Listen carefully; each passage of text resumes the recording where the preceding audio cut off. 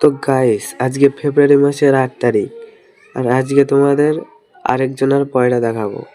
তো চলো যাওয়া যাক।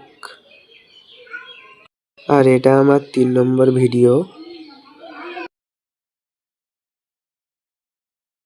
আর এই ছাদটা পার হয়ে গেলে তাদের বাড়ি চলে যাব।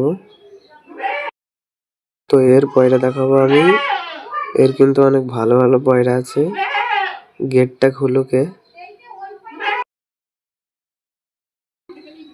আর গাইস, তোমাদের একটা জিনিস দেখাবো। দাঁড়াও, পয়রা কাটা বের করা হয়ে যাক, দেখাচ্ছি। তো এই দেখো, দুটো ছোট ছোট ছা উঠেছে।